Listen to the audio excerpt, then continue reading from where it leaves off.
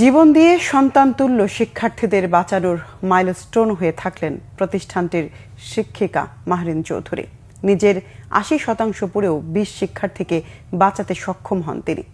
গুরুতর দগ্ধ এই মহৎপ্রাণ মাহরিন চৌধুরীর মৃত্যু হয় সোমবার রাতে।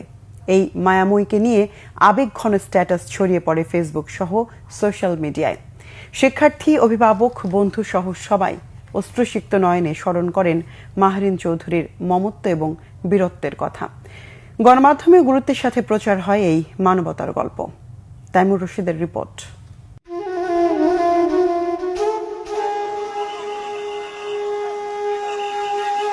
উত্তরার মাইলস্টোন স্কুল অ্যান্ড কলেজে বিমান বিধ্বস্তের ঘটনায় মর্মাহত, বাকরুদ্ধ পুরো দেশ।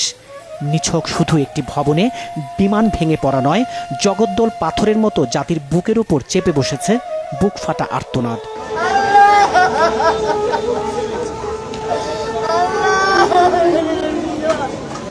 ছোট্ট শিশুদের মৃত্যুর মিছিল আর ঝলসে যাওয়া শরীর এ যেন সব সহ্য সীমার বাইরে।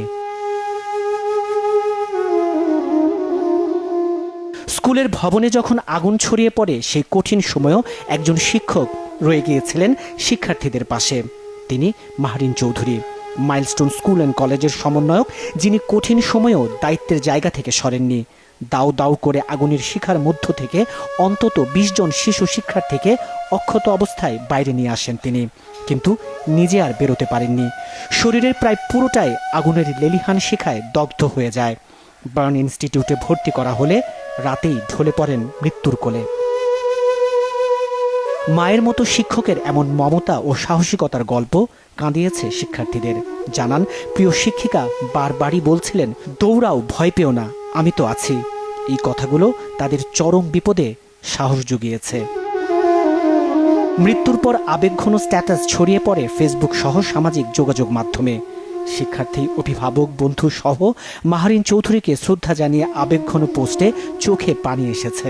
ছাত্রছাত্রীরা তাকে বীর আখ্যা দিয়ে করেছেন স্মৃতিচারণ। দেশের প্রায় সবকটি জাতীয় পত্রিকা ও গণমাধ্যমেও উঠে এসেছে শিক্ষিকার বীরত্বের গল্প। স্বামী ও ২ ছেলে এমন সুখের সংসার রেখেই চলে গেলেন মাহরিন চৌধুরী। তিনি সম্পর্কে শহীদ রাষ্ট্রপতি জিয়াউর রহমানের ভাতিজি। মানব সেবার ব্রত তার উত্তরাধিকার সূত্রেই প্রাপ্ত।